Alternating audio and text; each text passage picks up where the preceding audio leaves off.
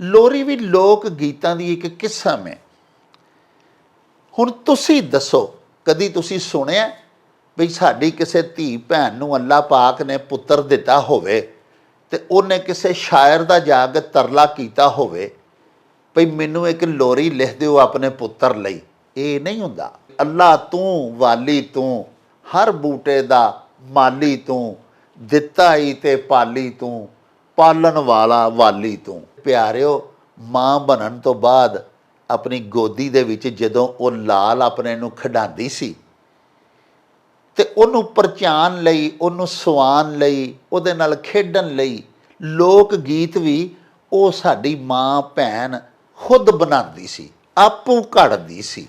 ਪਿਆਰਿਓ, ਉਹ ਜਦੋਂ ਸਾਡੇ ਵਸੇਬ ਦੇ ਵਿੱਚ ਕੋਈ ਕੁਚੱਜ ਵਹਿੰਦੀਆਂ ਸਨ ਤੇ ਫਿਰ ਆਪਣੀ ਉੱਚੀ ਤੇ ਸੁੱਚੀ ਤੇ ਸੋਹਣੀ ਤੇ ਸੁਨੱਖੜੀ ਸੋਚ ਤੇ ਫਿਕਰ ਦੇ ਡੂੰਘੇ ਖੂਹ ਦੇ ਵਿੱਚੋਂ ਅਕਲ ਤੇ ਮੱਤ ਦਾ ਮਿੱਠਾ ਪਾਣੀ ਭਰਦੀਆਂ ਸਨ।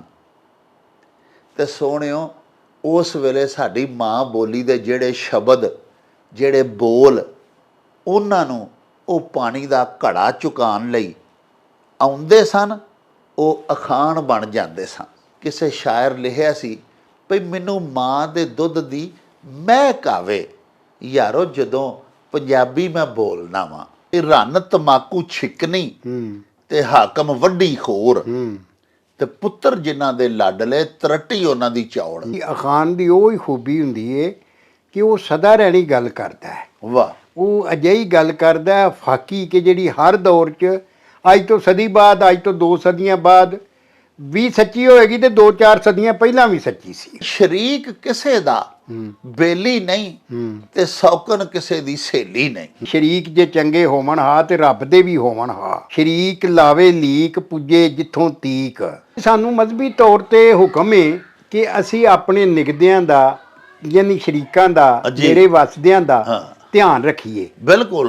ਅਸੀਂ ਅਗਰ ਉਹ ਜ਼ਕਾਤ ਦੇ ਵੀ ਲੈਣ ਦੇ ਹੱਕਦਾਰ ਨੇ, ਜ਼ਕਾਤ ਪਹਿਲਾਂ ਉਹਨਾਂ ਨੂੰ ਦਈਏ, ਉਹਨਾਂ ਨੂੰ ਉਸ਼ਰ ਉਹਨਾਂ ਨੂੰ ਦਈਏ, ਉਹਨਾਂ ਦੀ ਇਮਦਾਦ ਹੋਵੇਗੀ, ਉਹਨਾਂ ਦਾ ਸਾਥ ਸੌਖਾ ਹੋਏ। ਚੂੜੀਆਂ ਵੇਚਣ ਵਾਲਾ ਐਵੇਂ ਥੋੜੀਆਂ ਜਿਹੀਆਂ ਚੂੜੀਆਂ ਲੈ ਕੇ ਤੇ ਲੈ ਲਓ ਭੈਣਾਂ ਚੂੜੀਆਂ, ਚੜਾ ਲਓ ਚੂੜੀਆਂ, ਉਹ ਫਿਰਦਾ ਫਿਰਦਾ ਉਸ ਚੱਕ 'ਚ ਜਾ ਕੇ ਨਾ ਤੇ ਪੁੱਛ ਕੇ ਨਾ ਆਪਣਾ ਜਿਹੜਾ ਉਹਦੇ ਤਾਏ ਦਾ ਡੇਰਾ ਸੀ ਉਹਦੇ ਉੱਤੇ ਸ਼ਾਮ ਨੂੰ ਬਹਿ ਗਿਆ ਤੇ ਆਂਦਾ ਜੀ ਮੈਂ ਰਾਤ ਰਹਿਣਾ ਹੈ। ਤਾਂ ਅਸੀਂ 2 ਭਰਾਵਾਂ ਤੇ 2 ਮੁਰੱਬੇ ਜ਼ਮੀਨ ਏ, ਮੁਰੱਬਾ ਜ਼ਮੀਨ ਇਹਦੀ ਏ ਤੇ ਮੈਂ ਤੁਹਾਡੀ ਭੈਣ ਦਾ ਨਿਕਾਹ ਇਹਦੇ ਨਾਲ ਕਰਨ ਲੱਗਾ।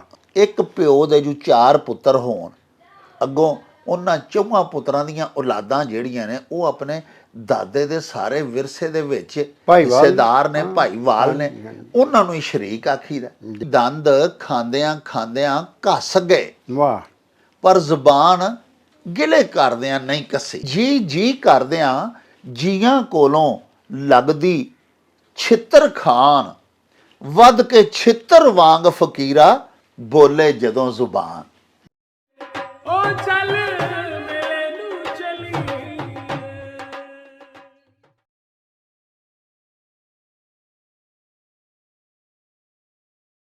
ਬਿਸਮਿल्लाह रहमान रहीम। ਸ਼ੁਰੂ ਖੁਦਾ ਦੇ ਨਾਮੋਂ ਜਿਸ ਦਾ ਜੋੜ ਜਵਾਬ ਨਾ ਕੋਈ, ਜਿਸ ਦੀ ਰਹਿਮਤ ਬਖਸ਼ਿਸ਼ ਵਾਲਾ ਅੰਤ ਹਿਸਾਬ ਨਾ ਕੋਈ।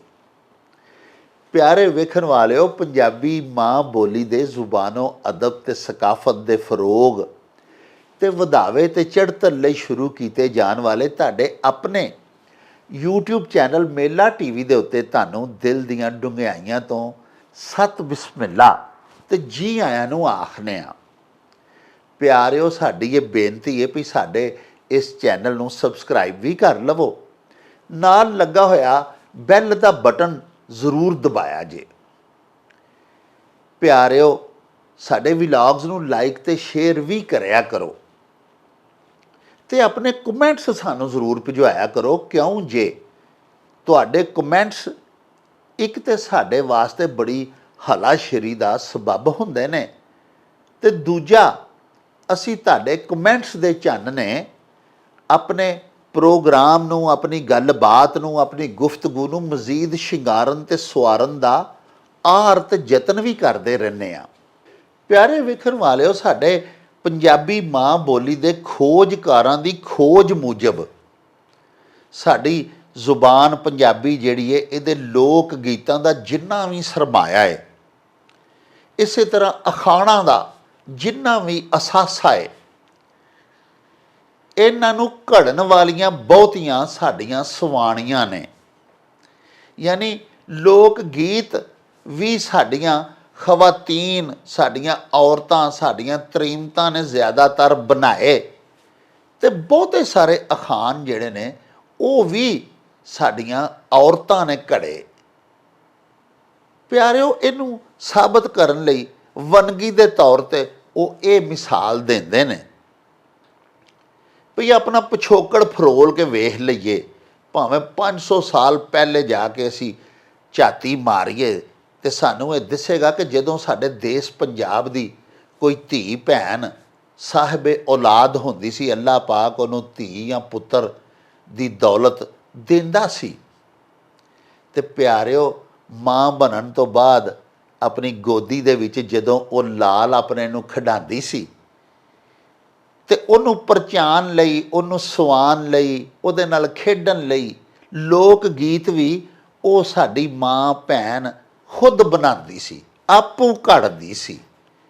ਉਹ ਮਮਤਾ ਦੇ ਜਜ਼ਬਾਤ ਹੁੰਦੇ ਸਨ ਜਿਹੜੇ ਲੋਕ ਗੀਤ ਦੀ ਸ਼ਕਲ ਦੇ ਵਿੱਚ ਉਹਦੇ ਮੂੰਹ ਵਿੱਚੋਂ ਬਾਹਰ ਆ ਜਾਂਦੇ ਸਨ। ਜਿਵੇਂ ਲੋਰੀ ਬਾਲ ਨੂੰ ਸਲਾਉਣ ਲੱਗਿਆਂ ਲੋਰੀਆਂ ਦਿੱਤੀਆਂ ਜਾਂਦੀਆਂ ਨੇ, ਲੋਰੀ ਵੀ ਲੋਕ ਗੀਤਾਂ ਦੀ ਇੱਕ ਕਿਸਮ ਹੈ। ਹੁਣ ਤੁਸੀਂ ਦੱਸੋ, ਕਦੀ ਤੁਸੀਂ ਸੁਣਿਆ ਵੀ ਸਾਡੀ ਕਿਸੇ ਧੀ ਭੈਣ ਨੂੰ ਅੱਲਾਹ ਪਾਕ ਨੇ ਪੁੱਤਰ ਦਿੱਤਾ ਹੋਵੇ ਤੇ ਉਹਨੇ ਕਿਸੇ ਸ਼ਾਇਰ ਦਾ ਜਾ ਕੇ ਤਰਲਾ ਕੀਤਾ ਹੋਵੇ ਭਈ ਮੈਨੂੰ ਇੱਕ ਲੋਰੀ ਲਿਖ ਦਿਓ ਆਪਣੇ ਪੁੱਤਰ ਲਈ? ਇਹ ਨਹੀਂ ਹੁੰਦਾ। ਮਮਤਾ ਅੱਲਾਹ ਪਾਕ ਦੀ ਏਡੀ ਵੱਡੀ ਨਿਹਮਤ ਹੈ ਕਿ ਉਹ ਆਪ ਹੀ ਪਿਆਰ ਦੇ ਜਜ਼ਬਾਤ ਦੇ ਵਿੱਚ ਢਲਦੀ ਹੈ ਤੇ ਆਪਣੀ ਪਸੰਦ ਦੇ ਲਫ਼ਜ਼ ਚੁਣ ਕੇ ਤੇ ਆਪਣੇ ਪੁੱਤਰ ਲਈ ਆਪੋ ਇੱਕ ਲੋਰੀ ਬਣਾ ਲੈਂਦੀ ਹੈ। ਪਿਆਰਿਓ, ਮੈਨੂੰ ਵੀ ਇਸ ਮੌਕੇ ਤੇ ਇੱਕ ਲੋਰੀ ਯਾਦ ਆ ਗਈ ਹੈ। ਜਦੋਂ ਅੱਲਾਹ ਪਾਕ ਸੱਚਾ ਸਾਹਿਬ ਮੈਨੂੰ ਧੀ ਪੁੱਤਰ ਦਿੰਦਾ ਸੀ ਤੇ ਮੇਰੀ ਮਰਹੂਮਾ ਬੀਵੀ ਬਾਲ ਆਪਣੇ ਨੂੰ ਪਰਚਾਉਣ ਲਈ, ਖਿਡਾਉਣ ਲਈ ਇਸ ਤਰ੍ਹਾਂ ਦੀ ਲੋਰੀ ਪੜ੍ਹਦੀ ਹੁੰਦੀ ਸੀ ਭਈ ਅੱਲਾ ਤੂੰ ਵਾਲੀ ਤੂੰ, ਹਰ ਬੂਟੇ ਦਾ ਮਾਲੀ ਤੂੰ, ਦਿੱਤਾ ਹੀ ਤੇ ਪਾਲੀ ਤੂੰ, ਪਾਲਣ ਵਾਲਾ ਵਾਲੀ ਤੂੰ। ਤੇ ਪਿਆਰਿਓ, ਵੇਖੋ ਨਾ, ਮੈਂ ਤੇ ਕਦੀ ਨਹੀਂ ਵੇਖਿਆ ਕਿ ਮੇਰੀ ਬੇਗਮ ਨੇ ਕਿਸੇ ਕੋਲੋਂ ਜਾ ਕੇ ਇਹ ਲੋਰੀ ਲਿਖਾਈ ਹੋਵੇ।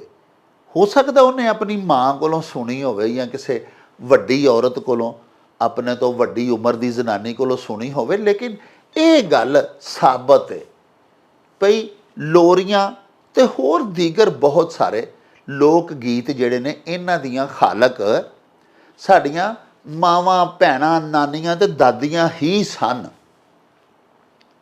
ਪਿਆਰਿਓ, ਇਹੋ ਹੀ ਮਾਮਲਾ ਅਖਾਣਾਂ ਦਾ ਵੀ ਹੈ। ਸਾਹਿਬੋ, ਸਾਡੀਆਂ ਮਾਵਾਂ, ਸਾਡੀਆਂ ਨਾਨੀਆਂ, ਦਾਦੀਆਂ ਸਾਡੇ ਵਸੇਬ ਦੀਆਂ ਵੱਡਕੀਆਂ ਸਿਆਣੀਆਂ ਮਾਈਆਂ, ਔਰਤਾਂ, ਜਿੰਨਾ ਮਰਜ਼ੀ ਪਿਛਾਂ ਟੁਰਦੇ ਜਾਈਏ, ਆਪਣੇ ਆਪਣੇ ਸਮੇਂ ਦੇ ਵਿੱਚ ਜਿਹੜੀਆਂ ਵੀ ਸਿਆਣੀਆਂ ਖਵਾਤੀਨ ਹੋਈਆਂ, ਤਰੀਮਤਾਂ ਹੋਈਆਂ, ਪਿਆਰਿਓ, ਉਹ ਜਦੋਂ ਸਾਡੇ ਵਸੇਬ ਦੇ ਵਿੱਚ ਕੋਈ ਕੁਚੱਜ ਵਹਿੰਦੀਆਂ ਸਨ ਤੇ ਫਿਰ ਆਪਣੀ ਉੱਚੀ ਤੇ ਸੁੱਚੀ ਤੇ ਸੋਹਣੀ ਤੇ ਸੁਨੱਖੜੀ ਸੋਚ ਤੇ ਫਿਕਰ ਦੇ ਡੂੰਘੇ ਖੂਹ ਦੇ ਵਿੱਚੋਂ ਅਕਲ ਤੇ ਮਤ ਦਾ ਮਿੱਠਾ ਪਾਣੀ ਭਰਦੀਆਂ ਸਨ। ਤੇ ਸੋਹਣਿਓ, ਉਸ ਵੇਲੇ ਸਾਡੀ ਮਾਂ ਬੋਲੀ ਦੇ ਜਿਹੜੇ ਸ਼ਬਦ, ਜਿਹੜੇ ਬੋਲ, ਉਹਨਾਂ ਨੂੰ ਉਹ ਪਾਣੀ ਦਾ ਘੜਾ ਚੁਕਾਉਣ ਲਈ ਆਉਂਦੇ ਸਨ, ਉਹ ਅਖਾਣ ਬਣ ਜਾਂਦੇ ਸਨ। ਪਿਆਰਿਓ, ਅਖਾਣ ਜ਼ਿਆਦਾਤਰ ਸਾਡੀਆਂ ਖਵਾਤੀਨ ਨੇ ਬਣਾਏ। ਇਹਦੇ ਤੇ ਕੋਈ ਕਸਮ ਨਿਆ ਨਹੀਂ ਦਿੱਤੀ ਜਾ ਸਕਦੀ। ਵਿੱਚ ਬਹੁਤ ਸਾਰੀਆਂ ਮੱਤ ਵਾਲੀਆਂ ਗੱਲਾਂ ਸਾਡੇ ਵੱਡਕਿਆਂ ਮਰਦਾਂ ਨੇ ਵੀ ਬਣਾਈਆਂ, ਲੇਕਿਨ ਜ਼ਿਆਦਾਤਰ ਅਖਾਣ ਜਿਹੜੇ ਨੇ ਇਹਨਾਂ ਨੂੰ ਵੀ ਖਵਾਤੀਨ ਨਾਲ, ਸਾਡੀਆਂ ਔਰਤਾਂ ਤਰੀਮਤਾਂ ਨਾਲ ਹੀ ਮਨਸੂਬ ਕੀਤਾ ਜਾਂਦਾ ਹੈ। ਪਿਆਰਿਓ, ਅੱਜ ਫੇਰ ਤੁਸਾਂ ਬੜੇ ਹੀ ਪਿਆਰੇ, ਬੜੇ ਮੁਹੱਬਤ ਭਰੇ ਕਮੈਂਟਸ ਭਿਜਵਾਏ। ਅਸੀਂ ਬੜੇ ਹੀ ਮਸ਼ਕੂਰ ਹਾਂ। ਅਸੀਂ ਅੱਗੇ ਵੀ ਆਪਣੇ ਪ੍ਰੋਗਰਾਮਾਂ 'ਚ ਆਖਦੇ ਰਹਿੰਦੇ ਹਾਂ, ਇਕਰਾਰ ਕਰਦੇ ਰਹਿੰਦੇ ਹਾਂ ਇਸ ਗੱਲ ਦਾ ਵੀ ਪਿਆਰ ਅਤੇ ਮੁਹੱਬਤ ਦੇ ਜਿਹੜੇ ਨਿਉਂਦਰੇ ਤੁਸੀਂ ਸਾਡੇ ਵੱਲ ਚਾੜ੍ਹਦੇ ਹੋ, ਅੱਲਾ ਸੱਚਾ ਜਾਣਦਾ ਅਸੀਂ ਉਹਨਾਂ ਦਾ ਪਰਤਾਵਾ ਦੇਣ ਜੋਗੇ ਹੀ ਨਹੀਂ। ਅੱਲਾ ਪਾਕ ਮਾਂ ਬੋਲੀ ਨਾਲ ਤੁਹਾਡੀ ਮੁਹੱਬਤ ਦੇ ਵਿੱਚ ਹੋਰ ਇਜ਼ਾਫਾ ਫਰਮਾਏ, ਕਿਉਂਕਿ ਕਿਸੇ ਸ਼ਾਇਰ ਲਿਖਿਆ ਸੀ ਭਈ ਮੈਨੂੰ ਮਾਂ ਦੇ ਦੁੱਧ ਦੀ ਮਹਿਕ ਆਵੇ। ਯਾਰੋ, ਜਦੋਂ ਪੰਜਾਬੀ ਮੈਂ ਬੋਲਦਾ ਵਾਂ, ਪੰਜਾਬੀ ਦੇ ਵਿੱਚੋਂ ਸਾਨੂੰ ਆਪਣੀਆਂ ਮਾਵਾਂ ਦਿਸਦੀਆਂ ਨੇ, ਉਹਨਾਂ ਦੀ ਮਮਤਾ ਦਿਸਦੀ ਹੈ। ਤੁਸੀਂ ਅੱਜ ਵੀ ਬਹੁਤ ਵੱਡਾ ਭੰਡਾਰ ਭਿਜਵਾਇਆ ਅਖਾਣਾਂ ਦਾ, ਇਹ ਵੀ ਮਾਂ ਬੋਲੀ ਨਾਲ ਤੁਹਾਡੇ ਪਿਆਰ ਦੀ ਇੱਕ ਨਿਸ਼ਾਨੀ ਹੈ। ਤੇ ਆਓ ਫਿਰ ਤੁਹਾਡੇ ਅਖਾਣ ਲੈ ਕੇ ਤੇ ਤੁਹਾਡੇ ਸਵਾਲਾਤ ਲੈ ਕੇ ਚਲੀਏ ਬਾਬਾ ਜੀ ਇਹਸਾਨ ਬਾਜਵਾ ਹੋਰਾਂ ਦੇ ਕੋਲ, ਤੇ ਚੱਲ ਕੇ ਉਹਨਾਂ ਤੋਂ ਤੁਹਾਡਿਆਂ ਅਖਾਣਾਂ ਦੇ ਮਤਲਬ ਤੇ ਤੁਹਾਡਿਆਂ ਸਵਾਲਾਤ ਦੇ ਜਵਾਬਾਤ ਲਈਏ। ਆਓ ਸਾਡੇ ਨਾਲ। अस्सलाम वालेकुम जनाब अली जी। बिस्मिल्लाह वालेकुम सलाम। सत बिस्मिल्लाह जी आया ਨੂੰ। बड़ी मेहर बाबा जी ਤੁਹਾਡੀ। ਤੇ ਅੱਛਾ ਜਨਾਬ, ਗੁਜ਼ਾਰਿਸ਼ ਇਹ ਵੇ ਕਿ ਅੱਜ ਸਾਡਾ ਜਿਹੜਾ ਪਹਿਲਾ ਅਖਾਣ ਹੈ ਜੀ ਜੀ ਤੁਹਾਡੀ ਖਿਦਮਤ ਵਿੱਚ ਮੈਂ ਪੇਸ਼ ਕਰਨ ਲੱਗਾ।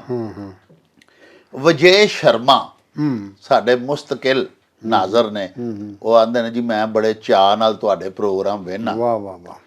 ਉਹਨਾਂ ਭਿਜਵਾਇਆ ਜੀ ਜੰਮੂ ਕਸ਼ਮੀਰ ਤੋਂ। ਵਾਹ ਜੀ ਵਾਹ। ਜੰਮੂ ਤੋਂ। ਵਾਹ। ਤੇ ਵਜੇ ਸ਼ਰਮਾ ਸਾਹਿਬ ਆਖਦੇ ਨੇ ਵੀ ਬਾਬਾ ਜੀਆਂ ਨੂੰ ਪੁੱਛੋ ਭਈ ਰੰਨ ਤਮਾਕੂ ਛਿਕਣੀ ਤੇ ਹਾਕਮ ਵੱਡੀ ਖੋਰ, ਤੇ ਪੁੱਤਰ ਜਿਨ੍ਹਾਂ ਦੇ ਲਾਡਲੇ ਤਰੱਟੀ ਉਹਨਾਂ ਦੀ ਚੌੜ। ਵਾਹ ਵਾਹ ਵਾਹ। ਇਹ ਉਹਨੂੰ ਬੜਾ ਡਾਢਾ ਜਿਹਾ ਖਾਨ ਉਹਨਾਂ ਨੇ ਹਾਂਜੀ ਪੁੱਛ ਲਿਆ ਜਨਾਬ। ਹਾਂਜੀ ਹਾਂਜੀ। ਇਸ ਖਾਨ ਵਿੱਚ ਬੜੀ ਸੁਲੱਖਣੀ, ਬਲਕਿ 3 ਮੱਤਾਂ ਦਿੱਤੀਆਂ ਗਈਆਂ। ਵਾਹ ਵਾਹ। ਹਾਂਜੀ, ਅਖਾਨ ਦੀ ਉਹ ਹੀ ਖੂਬੀ ਹੁੰਦੀ ਏ ਕਿ ਉਹ ਸਦਾ ਰਹਿਣੀ ਗੱਲ ਕਰਦਾ ਹੈ। ਵਾਹ। ਉਹ ਅਜਿਹੀ ਗੱਲ ਕਰਦਾ ਹੈ ਫਾਕੀ ਕਿ ਜਿਹੜੀ ਹਰ ਦੌਰ 'ਚ ਅੱਜ ਤੋਂ ਸਦੀ ਬਾਅਦ, ਅੱਜ ਤੋਂ 2 ਸਦੀਆਂ ਬਾਅਦ ਵੀ ਸੱਚੀ ਹੋਏਗੀ ਤੇ 2-4 ਸਦੀਆਂ ਪਹਿਲਾਂ ਵੀ ਸੱਚੀ ਸੀ। ਵਾਹ। ਤੇ ਉਹਨਾਂ ਕਿਹਾ ਜੀ ਕਿ ਰੰਨ ਤਮਾਕੂ ਛਿਕਣੀ ਜੀ। ਔਰਤ ਜਿਹੜੀ ਹੈ ਵਿਹੜੇ ਦਾ ਸ਼ਿੰਗਾਰ ਹੁੰਦਾ ਹੈ। ਔਰਤ ਦਾ ਲਫ਼ਜ਼ੀ ਮਾਇਨਾ, ਅਰਬੀ ਦਾ ਲਫ਼ਜ਼ ਹੈ, ਇਹਦਾ ਮਾਇਨਾ ਪਰਦੇ 'ਚ ਰਹਿਣ ਵਾਲੀ ਸ਼ੈ। ਵਾਹ। ਤੇ ਜਿਹੜੀ ਬੀਬੀ ਨੂੰ ਤੰਬਾਕੂ ਛਿੱਕਣ ਦੀ ਹਿਲਤਰ ਪੈ ਜੇ, ਆਦਤ ਪੈ ਜੇ, ਜੀ, ਅਗਰ ਉਹਨੂੰ ਘਰ ਤੰਬਾਕੂ ਮੁੱਕਾ ਹੋਵੇ ਜਾਂ ਉਹ ਅੱਗ ਨਾ ਬਲੀ ਹੋਵੇ ਤੇ ਉਹਨੂੰ ਜਿਹੜਾ ਨਾ ਉਹਦੀ ਉਹ ਨਿਕੋਟੀਨ ਦੀ ਜਿਹੜੀ ਉਹ ਘਾਟ ਹੁੰਦੀ ਏ, ਮੁੱਕਿਆ ਹੋਏਗਾ ਜਦੋਂ ਹੁੱਕਾ ਬੁੱਝਾ ਹੋਏਗਾ ਤੇ ਉਦੋਂ ਉਹ ਕੋਸ਼ਿਸ਼ ਕਰੇਗੀ ਭੱਜ ਕੇ ਕਿਤੇ ਬਾਹਰ ਜਾਣ ਦੀ, ਕਿਸੇ ਗੈਰ ਦੇ ਘਰ ਜਾਣ ਦੀ। ਹਾਂਜੀ, ਕਿਤੋਂ ਤੰਬਾਕੂ ਮੰਗੇ ਦੀ, ਕਿਤੋਂ ਤੰਬਾਕੂ ਮੰਗੇਗੀ ਜਾਂ ਕਿਸੇ ਗੈਰ ਦੇ ਚੱਲਦੇ ਹੁੱਕੇ ਨੂੰ ਸੂਟਾ ਲਾਏਗੀ। ਹਾਂ। ਤੇ ਉਹਦੇ ਨਾਲ ਉਹਦਾ ਸਤਰ ਵੀ ਭੰਡਿਆ ਜਾਏਗਾ। ਹਾਂਜੀ, ਉਹਦੀ ਇੱਜ਼ਤ ਜਿਹੜੀ ਹੈ ਉਹ ਨਹੀਂ ਰਹੇਗੀ ਜਿਹੜੀ ਉਹਦੀ ਆਪਣੇ ਘਰ ਹੈ ਜੀ। ਹਾਂਜੀ, ਤੇ ਉਹਦੇ ਨਾਲ ਘਰਦਿਆਂ ਦੀ ਵੀ ਵੀ ਬਿਜ਼ਤੀ ਹੋਏਗੀ। ਇਸ ਵਾਸਤੇ ਉਹਨਾਂ ਦੱਸਿਆ ਇਸ ਅਖਾਣ ਦੇ ਵਿੱਚ ਕਿ ਜਿਹੜੀ ਬੀਬੀ ਤੰਬਾਕੂ ਛਿੱਕਣ ਵਾਲੀ ਹੈ ਨਾ ਜੀ, ਇਹ ਗੇਜ ਉਹਨੂੰ ਨਹੀਂ ਹੋਣੀ ਚਾਹੀਦੀ। ਇਹਦੇ ਨਾਲ ਉਹ ਜਦੋਂ ਲੋਕਾਂ ਦੇ ਨਾਲ ਜਾ ਕੇ ਮਿਲੇਗੀ ਤੇ ਉਹਦੇ ਨਾਲ ਕੋਈ ਉਹਦੇ ਕਿਰਦਾਰ ਵੱਲ ਵੀ ਉਂਗਲ ਕਰ ਸਕਦਾ ਹੈ। ਹਾਂਜੀ, ਤੇ ਉਹ ਜਦੋਂ ਬਹੁਤ ਜ਼ਿਆਦਾ ਮਿਲਤ ਗਿਲਤ ਨਾਲ, ਵੈਸੇ ਵੀ ਬੰਦਾ ਜਿਹੜਾ ਉਹ ਮਤਲਬ ਇਹ ਕਿ ਬੀਬੀਆਂ ਨੂੰ ਇਹ ਸੋਭਦਾ ਨਹੀਂ। ਅਗਰ ਇਹਦੇ 'ਚ ਨੁਕਸ ਨਾ ਵੀ ਕੋ ਹੋਏ ਤੇ ਲੋਕੀ ਪੰਜੇ ਉਂਗਲਾਂ ਕਰ ਦਿੰਦੇ ਨੇ ਕਿ ਫਲਾਣੀ ਬੀਬੀ ਉਧਰ ਕੀ ਲੈਣ ਗਈ ਸੀ। ਹਾਂਜੀ, ਤੇ ਜਾਣ ਵਾਲੇ ਇਹ ਤੇ ਸਾਰੇ ਲੋਕ ਵੇਖਦੇ ਨੇ ਵੀ ਬੀਬੀ ਆ ਫਲਾਣੀ ਉਸ ਪਾਸੇ ਕੀ ਲੈਣ ਟੁਰੀ ਜਾਂਦੀ ਹੈ। ਉਹਦੇ ਨਾਲ ਫਿਰ ਉਹ ਆਂਦੇ ਨੇ ਬਦਨੋਂ ਬਦਨਾਮ ਬੁਰਾ, ਤੇ ਉਹਦੇ ਨਾਲ ਬਦਨਾਮੀ ਜਿਹੜੀ ਹੈ ਨਾ ਉਹਦੇ ਪੱਲੇ ਵੱਜ ਜਾਏਗੀ। ਹਾਂਜੀ, ਤੇ ਦੂਜੀ ਗੱਲ ਇਹ ਵੇ ਕਿ ਹਾਕਮ ਵੱਡੀ ਖੋਰ ਜੀ। ਹਾਕਮ ਜਿਹੜਾ ਨਾ ਜੀ, ਉਹਨੂੰ ਮੁਲਕ ਦਾ ਜਿਹੜਾ ਹਾਕਮ ਹੈ ਉਹਨੂੰ ਇਸ ਤਰ੍ਹਾਂ ਹੋਣਾ ਚਾਹੀਦਾ ਜਿਵੇਂ ਘਰ ਦਾ ਬਾਪ ਹੁੰਦਾ ਬੱਚਿਆਂ ਦਾ। ਘਰ ਦਾ ਜਿਵੇਂ ਫਿਕਰ ਬਾਪ ਨੂੰ ਹੁੰਦਾ ਨਾ ਆਪਣੇ ਦਾ, ਇੰਜ ਹਾਕਮ ਨੂੰ ਹੋਣਾ ਚਾਹੀਦਾ। ਹਾਂਜੀ, ਕਿ ਉਹ ਆਪ ਭੁੱਖਾ ਰਹਿ ਲੇ, ਤੱਸਾ ਰਹਿ ਲੇ, ਲੇਕਿਨ ਕੋਸ਼ਿਸ਼ ਕਰੇ ਕਿ ਉਹਦੀ ਜਿਹੜੀ ਔਲਾਦ ਹੈ, ਯਾਨੀ ਉਹਦੇ ਜਿਹੜੇ ਮੁਲਕ ਦੇ ਲੋਕ ਨੇ, ਦੇਸ਼ ਵਾਸੀ ਨੇ, ਉਹ ਕਿਸੇ ਨੂੰ ਤਕਲੀਫ ਨਾ ਆਪਣੇ। ਔਰ ਅਸੀਂ ਪੁਰਾਣੇ ਜ਼ਮਾਨੇ ਦੀਆਂ ਸੁਣਦੇ ਵੀ ਰਹੇ ਹਾਂ ਕਿ ਬਾਦਸ਼ਾਹ ਵੀ ਸਾਡੇ ਖੁਲਫਾਏ ਰਾਸ਼ਦੀਨ ਵੀ ਕਿ ਰਾਤ ਨੂੰ ਭੇਸ ਬਦਲ ਕੇ ਤੇ ਮਤਲਬ ਇਹ ਫਿਰਦੇ ਹੁੰਦੇ ਸਨ ਗਲੀਆਂ ਬਾਜ਼ਾਰਾਂ 'ਚ ਤਾਂ ਕਿ ਕੋਈ ਭੁੱਖਾ ਤੇ ਨਹੀਂ, ਹਾਂ। ਹਾਂਜੀ, ਕੋਈ ਮਤਲਬ ਇਹ ਧਰਿਆਇਆ ਤੇ ਨਹੀਂ, ਕੋਈ ਦੁਖੀ ਤੇ ਨਹੀਂ, ਅਸੀਂ ਉਹਦੇ ਦੁੱਖ ਦਾ ਆਪਾਕ ਕਰੀਏ। ਉਹ ਖਾਣ ਪੀਣ ਵਾਲਾ ਤੇ ਲੁੱਟਮਾਰ ਕਰਨ ਵਾਲਾ, ਵੱਡੀ ਖੋਰ ਤੋਂ ਮੁਰਾਦ ਇਹ ਲੁੱਟਮਾਰ ਰਿਸ਼ਵਤ ਕਰਨ ਵਾਲਾ, ਕਿਉਂਕਿ ਉਹਦੇ ਹੱਥ 'ਚ ਅਖਤਿਆਰ ਹੈ ਸਾਰਾ। ਹਾਂਜੀ ਹਾਂਜੀ, ਹਾਕਮ ਜ਼ਾਹਰ ਹੈ, ਸਾਰੇ ਖਜ਼ਾਨਿਆਂ ਦੀਆਂ ਕੁੰਜੀਆਂ ਉਹਦੇ ਕੋਲ ਉਹਦੇ ਨੇ। ਕੋਲ। ਔਰ ਉਹ ਅਗਰ ਦੇਸ਼ ਦੇ ਖਜ਼ਾਨੇ ਨੂੰ ਲੁੱਟ ਕੇ ਬਾਹਰ ਲੈ ਜਾਏਗਾ, ਖਾ ਜਾਏਗਾ, ਉਹਦੇ ਤੋਂ ਨਜਾਇਜ਼ ਫਾਇਦਾ ਚੁੱਕੇਗਾ ਤੇ ਉਹ ਮਤਲਬ ਇਹ ਕਿ ਫਿਰ ਉਹ ਪਿੱਛੋਂ ਮੁਲਕ ਦਾ ਹਾਕਮ ਤੇ ਕੱਖ ਨਹੀਂ ਨਾ ਉਹ ਰਹਿਣਾ। ਮੁਲਕ ਦਾ ਕੱਖ ਨਹੀਂ ਰਹਿਣਾ, ਮੁਲਕ ਦਾ ਘੁੱਗੂ ਵੱਜੇਗਾ। ਹਾਂ। ਔਰ ਹਾਕਮ ਨੂੰ ਪਿਓ ਦੀ ਤਰ੍ਹਾਂ ਹੋਣਾ ਚਾਹੀਦਾ ਹੈ, ਜਿਵੇਂ ਪਿਓ ਔਲਾਦ ਦੀ ਪਾਲਣਾ ਕਰਦਾ ਹੈ, ਜਿਵੇਂ ਕੁਕੜੀ ਆਪਣੇ ਚੂਚਿਆਂ ਨੂੰ ਪਰਾਂ ਦੇ ਥੱਲੇ ਦੇ ਕੇ ਰੱਖਦੀ ਏ, ਹਾਂਜੀ। ਇੰਜ ਦਾ ਹਾਕਮ ਹੋਣਾ ਚਾਹੀਦਾ ਹੈ ਕਿ ਉਹ ਆਪ ਦੁੱਖ ਸੁੱਖ ਸਹਿ ਲਵੇ, ਲੇਕਿਨ ਮਤਲਬ ਇਹ ਵੇਖ ਕੇ ਆਪਣੀ ਰਿਆਇਆ ਨੂੰ ਦੁੱਖ ਨਾ, ਆਪਣੀ ਰਾਇਆ ਨੂੰ, ਆਪਣੀ ਜਨਤਾ ਨੂੰ ਹਰ ਕੋਸ਼ਿਸ਼ ਕਰਕੇ, ਪੂਰੀ ਮਿਹਨਤ ਕਰਕੇ, ਪੂਰਾ ਯਤਨ ਕਰਕੇ ਉਹ ਦੁੱਖਾਂ ਤੋਂ, ਪਰੇਸ਼ਾਨੀਆਂ ਤੋਂ, ਭੁੱਖ ਤੋਂ ਬਚਾਉਣ ਦੀ ਕੋਸ਼ਿਸ਼ ਕਰੇ। ਕੋਸ਼ਿਸ਼ ਕਰੇ। ਜਾ। ਤੇ ਪੁੱਤਰ ਜਿਨ੍ਹਾਂ ਦੇ ਲਾਡਲੇ। ਹਾਂਜੀ, ਤੇ ਪੁੱਤਰ ਜਿਨ੍ਹਾਂ ਦੇ ਲਾਡਲੇ, ਤਰੱਟੀ ਉਹਨਾਂ ਦੀ ਚੌੜ। ਜੀ। ਤੋ ਪੁੱਤਰ ਜਦੋਂ ਲਾਡਲੇ ਜਿਹੜੇ ਹੁੰਦੇ ਨੇ ਘਰਾਂ ਦੇ ਵਿੱਚ, ਉਹ ਲਾਡ ਪਿਆਰ ਜਿਹੜਾ ਨਾ ਜੀ, ਉਹ ਬੱਚਿਆਂ ਨੂੰ ਵਿਗਾੜ ਦਿੰਦਾ ਹੈ। ਹਾਂ ਸਿਆਣੇ ਆਂਦੇ ਸਨ ਭਈ ਜੁੱਤੀ ਥੱਲੇ ਰੱਖ ਦਿਓ ਤੇ ਪੁੱਤਰ ਵਿਗਾੜ ਲਓ। ਹਾਂ ਹਾਂਜੀ, ਤੇ ਪੁੱਤਰਾਂ ਨੂੰ ਦਾਬੇ ਥੱਲੇ ਪੁੱਤਰ ਜੰਮਦੇ ਰੱਖੀਏ ਹੇਠ ਦਾਬੇ, ਹਾਂ। ਸ਼ਾਇਰੀ 'ਚ ਵੀ ਆਉਂਦਾ ਹੈ। ਹਾਂਜੀ। ਹਾਂਜੀ, ਤੇ ਧੀ ਜੰਮਦੀ ਲਾਡ ਲਡਾਈਏ ਨਾ। ਹਾਂ। ਤੋ ਪੁੱਤਰਾਂ ਨੂੰ ਦਾਬੇ ਥੱਲੇ ਰੱਖੋਗੇ ਤੇ ਉਹਨਾਂ ਨੂੰ ਤਰਬੀਅਤ ਮਿਲੇਗੀ, ਉਹਨਾਂ ਨੂੰ ਬਿਹਤਰ। ਤੇ ਅਗਰ ਉਹਨਾਂ ਦੀ ਹਰ ਗੱਲ ਤੁਸੀਂ ਮੰਨਦੇ ਜਾਓਗੇ, ਉਹਨਾਂ ਦਾ ਲਾਡ ਪਿਆਰ ਉਹਨਾਂ ਨੂੰ ਵਿਗਾੜ ਦੇਗਾ। ਔਰ ਉਹ ਫਿਰ ਜਦੋਂ ਵੱਡੇ ਹੋਣਗੇ, ਜਦੋਂ ਤੁਸੀਂ ਕਮਜ਼ੋਰ ਹੋ ਜਾਓਗੇ ਤੇ ਤੁਹਾਡੇ ਤੋਂ ਤਾਕਤ ਵਾਲੇ ਹੋ ਜਾਣਗੇ ਜੀ। ਤੇ ਫਿਰ ਉਹ ਜ਼ੋਰ ਨਾਲ ਤੁਹਾਡੇ ਕੋ ਹਰ ਸ਼ੈ ਖੋਹ ਲੈਣਗੇ ਤੇ ਫਿਰ ਤਰੱਕੀ ਉਹਨਾਂ ਦੀ ਚੌੜ, ਉਹਨਾਂ ਦੇ ਘਰ ਦਾ ਸਾਰਾ ਜਿਹੜਾ ਨਿਜ਼ਾਮ ਹੈ ਉਹ ਬਰਬਾਦ ਹੋ ਜਾਏਗਾ, ਤਬਾਹ ਹੋ ਜਾਏਗਾ। ਵਾਹ। ਹਾਂਜੀ। ਹਾਂਜੀ। ਤੋ ਇਸ ਵਾਸਤੇ ਪੁੱਤਰ ਨੂੰ ਵੀ ਆਪਣੀ ਮਤਲਬ ਤਰਬੀਅਤ ਇੰਜ ਦੀ ਦੇਣੀ ਚਾਹੀਦੀ ਹੈ ਜੰਮਦਿਆਂ ਤੋਂ ਲੈ ਕੇ, ਕਿ ਉਹਨੂੰ ਦੱਸਿਆ ਜਾਏ ਕਿ ਆਪਣੇ ਸਾਡੇ ਆਹ ਵਸੀਲੇ ਨੇ, ਇਹਨਾਂ ਵਸੀਲਿਆਂ ਦੇ ਵਿੱਚ ਰਹਿਣਾ ਹੈ, ਇਹਨਾਂ ਵਸੀਲਿਆਂ ਦੇ ਅੰਦਰ ਰਹਿ ਕੇ ਪੁੱਤਰ ਵੱਡਿਆ ਹੋਣਾ ਹੈ ਤੇ ਸਾਰਾ ਸਿਲਸਿਲਾ ਚੱਲਣਾ ਹੈ। ਤੇ ਜੇ ਉਹਦੀਆਂ ਜਿਹੜੀਆਂ ਬਹੁਤ ਹੀ, ਦੇਖੋ ਨਾ, ਬੱਚਿਆਂ ਦਾ ਤੇ ਕੰਮ ਮੰਗਦੇ ਹੀ ਰਹਿਣਾ, ਮੰਗਦਿਆਂ ਰਹਿਣਾ ਹੈ। ਹਾਂਜੀ, ਹਾਂਜੀ। ਉਹ ਫਿਰ ਤੁਸੀਂ ਉਹਨਾਂ ਦੀਆਂ ਮੰਗਾਂ ਪੂਰੀਆਂ ਕਰਦੇ ਜਾਓਗੇ, ਉਹ ਨਵੀਆਂ ਮੰਗਾਂ ਪੂਰੀਆਂ ਕਰੀਆਂ ਜਾਣਗੇ। ਇਹਦੇ ਨਾਲ ਕੀ ਹੋਏਗਾ, ਕਈ ਵਾਰੀ ਮਾਪਿਆਂ ਦੇ ਇੰਨੇ ਵਸੀਲੇ ਨਹੀਂ ਹੁੰਦੇ, ਫਿਰ ਮਾਪੇ ਕੋਈ ਗਲਤ ਤਰੀਕੇ ਦੀ ਆਮਦਨ ਹੀ ਲਿਆਉਣੀ ਘਰ 'ਚ ਸ਼ੁਰੂ ਕਰਨਗੇ, ਹਰਾਮ ਦੀ ਕਮਾਈ ਲਿਆਉਣੀ ਸ਼ੁਰੂ ਕਰਨਗੇ ਤੇ ਉਹ ਹਰਾਮ ਵੀ ਆਪਣੇ ਨਾਲ 500 ਬਿਮਾਰੀਆਂ ਲੈ ਕੇ ਆਉਂਦਾ ਹੈ। ਆ ਤੇ ਅਜਿਹਾ ਲਾਡ ਪੁੱਤਰਾਂ ਨਾਲ ਕਦੀ ਨਹੀਂ ਇਹੋ ਜਿਹਾ ਲਾਡ ਜਿਹੜਾ ਬੱਚਿਆਂ ਨੂੰ ਲੈ ਕੇ ਬਹਿ ਜਾਂਦਾ ਹੈ, ਘਰਾਂ ਨੂੰ ਲੈ ਕੇ ਬਹਿ ਜਾਂਦਾ ਹੈ। ਜੀ। ਹਾਂਜੀ। ਹਾਂਜੀ। ਔਰ ਘਰਾਂ ਦੀ ਤਰੱਕੀ ਦਾ ਮਤਲਬ ਹੈ ਪ੍ਰਿੰਸੀਪਲਸ, ਕਾਨੂੰਨ, ਘਰਾਂ ਦੇ ਜਿਹੜੇ ਕਾਨੂੰਨ ਨੇ ਉਹ ਚੌੜ ਹੋ ਜਾਣਗੇ, ਉਹ ਖਤਮ ਹੋ ਜਾਣਗੇ, ਮੁੱਕ ਜਾਣਗੇ। ਲੋ ਜੀ, ਰੰਨ ਤਮਾਕੂ ਛਿਕਣੀ ਤੇ ਹਾਕਮ ਵੱਡੀ ਖੋਰ, ਪੁੱਤਰ ਜਿਨ੍ਹਾਂ ਦੇ ਲਾਡਲੇ, ਤਰੱਟੀ ਉਹਨਾਂ ਦੀ ਚੌੜ। 3 ਸਬਕ ਬਾਬਾ ਜੀ ਪੈ ਫਰਮਾਉਂਦੇ ਨੇ ਇਸ ਅਖਾਣ ਵਿੱਚ ਦਿੱਤੇ ਗਏ ਹੋਏ ਨੇ। ਸਭ ਤੋਂ ਪਹਿਲਾ ਸਬਕ ਇਹ ਵੇ ਵੀ ਔਰਤ ਜ਼ਾਤ ਜਿਹੜੀ ਏ ਉਹਨੂੰ ਕੋਈ ਇੱਲਤ ਨਹੀਂ ਹੋਣੀ ਚਾਹੀਦੀ, ਕਿਸੇ ਕਿਸਮ ਦੀ ਕੋਈ ਐਡਿਕਸ਼ਨ। ਵਾਦੀਆਂ ਉਂਝ ਤੇ ਮਰਦਾਂ 'ਚ ਵੀ ਨਹੀਂ ਹੋਣੀਆਂ ਚਾਹੀਦੀਆਂ, ਲੇਕਿਨ ਕਿਸੇ ਬੰਦੇ ਨੂੰ ਕੋਈ ਬੁਰੀ ਆਦਤ ਹੋਵੇ ਤੇ ਚਲੋ ਉਹ ਬਾਹਰ ਆਪਣਾ ਜਾ ਕੇ ਝੱਸ ਪੂਰਾ ਕਰ ਲੈਂਦਾ ਹੈ। ਕਿਸੇ ਨੇ ਹੁੱਕਾ ਪੀਣਾ ਹੋਵੇ, ਬਾਹਰ ਲੰਘਦਾ ਵੀ ਕਿਤੇ ਬੈਠੀ ਹੋਵੇ ਪੰਚਾਇਤ, ਉੱਥੇ ਬਹਿ ਕੇ ਹੁੱਕਾ ਪੀ ਲੈਂਦਾ। ਤੇ ਕਿੱਡੀ ਸੋਹਣੀ ਬਾਬਾ ਜੀ ਗੱਲ ਕੀਤੀ ਕਿ ਜੇ ਔਰਤ ਦਾ ਘਰ ਤੰਬਾਕੂ ਮੁੱਕ ਜਾਏ, ਥਾਪੀਆਂ ਉਹਦੇ ਕੋਲ ਕੋਈ ਨਾ ਹੋਣ, ਉਹ ਕਿਸ ਤਰ੍ਹਾਂ ਫਿਰ ਹੁੱਕਾ ਕਿਹਦੇ ਘਰੋਂ ਮੰਗਣ ਜਾਏਗੀ ਤੰਬਾਕੂ, ਤੇ ਕਿੱਥੇ ਬਾਹਰ ਬੰਦਿਆਂ 'ਚ ਜਾ ਕੇ ਤੇ ਉਹ ਹੁੱਕਾ ਪੀ ਵੀ ਨਹੀਂ ਸਕਦੀ। ਔਰਤ ਜ਼ਾਤ ਜਿਹੜੀ ਹੈ ਉਹ ਇੰਤਹਾਈ ਮੁਸੱਫਾ ਕਿਰਦਾਰ ਹੋਣੀ ਚਾਹੀਦੀ, ਉਹਦੇ 'ਚ ਕੋਈ ਇੱਲਤ ਨਹੀਂ ਹੋਣੀ ਚਾਹੀਦੀ। ਤੇ ਵੱਡੀ ਖੋਰ ਹਾਕਮ ਇਹ ਵੀ ਬਿਲਕੁਲ ਨਹੀਂ ਕਬੂਲ, ਕਿਉਂਕਿ ਉਹ ਰਿਆਇਆ ਦੇ ਵਾਸਤੇ ਬੜਾ ਵੱਡਾ ਇੱਕ ਨਾਸੂਰ ਬਣ ਜਾਂਦਾ ਹੈ। ਪਿਆਰੇ ਨਬੀ ਪਾਕ ਵੀ ਫਰਮਾਇਆ ਕਿ ਸੈਯਦੁਲ ਕੌਮ ਖਾਦਿਮਹੁਮ, ਕੌਮ ਦਾ ਸਰਦਾਰ ਕੌਮ ਦਾ ਖਾਦਮ ਹੁੰਦਾ ਹੈ, ਖਿਦਮਤ ਗੁਜ਼ਾਰ ਹੁੰਦਾ ਹੈ। ਜਿਵੇਂ ਬਾਬਾ ਜੀ ਫਰਮਾਇਆ ਕਿ ਕੌਮ ਦਾ ਸਰਦਾਰ ਕੌਮ ਦਾ ਬਾਪ ਹੁੰਦਾ ਹੈ, ਤੇ ਬਾਪ ਵੀ ਸੱਚਾ ਤੇ ਸੁੱਚਾ ਖਿਦਮਤਗਾਰ ਹੀ ਹੁੰਦਾ ਹੈ ਆਪਣੀ ਔਲਾਦ ਦਾ। ਇਸ ਵਾਸਤੇ ਭੱਤਾਖੋਰ ਹਾਕਮ ਤੇ ਵੱਡੀ ਖੋਰ ਜਿਹੜਾ ਰਿਸ਼ਵਤ ਲਵੇ ਤੇ ਫਿਰ ਕੰਮ ਕਰੇ, ਉਹ ਵੀ ਕਾਬਲੇ ਕਬੂਲ ਨਹੀਂ। ਉਹਦੀ ਵੀ ਇਸ ਅਖਾਣ 'ਚ ਨਿੰਦਿਆ ਕੀਤੀ ਗਈ ਹੈ। ਅੱਗੋਂ ਤੀਸਰੀ ਗੱਲ ਹੈ ਵੇ ਪਿਆਰਿਓ ਕਿ ਪੁੱਤਰ ਲਾਡਲੇ ਨਹੀਂ ਰੱਖਣੇ ਚਾਹੀਦੇ। ਬੱਚਿਆਂ ਦੀਆਂ ਗੱਲਾਂ ਮੰਨਣੀਆਂ ਚਾਹੀਦੀਆਂ ਨੇ ਜਾਇਜ਼, ਲੇਕਿਨ ਨਾਜਾਇਜ਼ ਨਹੀਂ।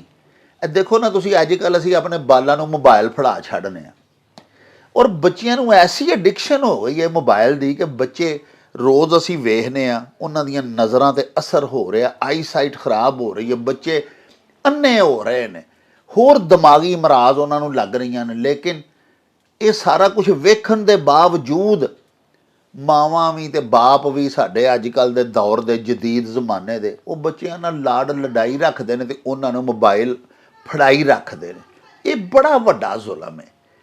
ਇਹਨਾਂ ਚੀਜ਼ਾਂ ਤੋਂ ਸਾਨੂੰ ਬਚਣਾ ਚਾਹੀਦਾ। ਸਾਡੇ ਅਖਾਣ ਵੇਖੋ, ਜਿਸ ਤਰ੍ਹਾਂ ਬਾਬਾ ਜੀ ਅੱਗੇ ਫਰਮਾਇਆ ਕਿ 500-700 ਵਰੇ ਪਿਛਾਂ ਵੀ ਟੁਰ ਜਾਓ ਤੇ 500-700 ਸਾਲ ਅੱਗੋਂ ਮੁਸਤਕਬਲ 'ਚ ਵੀ ਇਨਸ਼ਾਅੱਲਾ ਸਾਡੇ ਇਹ ਅਖਾਣ, ਇਹਨਾਂ 'ਚ ਜਿਹੜੀ ਮੱਤ ਦਿੱਤੀ ਗਈ ਹੋਈ ਹੈ ਉਹ ਯੂਨੀਵਰਸਲ ਟਰੁੱਥ ਹੀ ਸਾਬਤ ਹੋਏਗੀ, ਇੱਕ ਆਫਾਕੀ ਸੱਚਾਈ ਰਹੇਗੀ ਕਿ ਰੰਨ ਤਮਾਕੂ ਛਿਕਣੀ ਤੇ ਹਾਕਮ ਵੱਡੀ ਖੋਰ, ਪੁੱਤਰ ਜਿਨ੍ਹਾਂ ਦੇ ਲਾਡਲੇ ਤਰੱਟੀ ਉਹਨਾਂ ਦੀ ਚੌੜ, ਪਿਛਾਂ ਵੀ 1000 ਸਾਲ ਲਗੇ ਜਾਓ ਤੇ ਅੱਗੋਂ ਵੀ 1000 ਸਾਲ।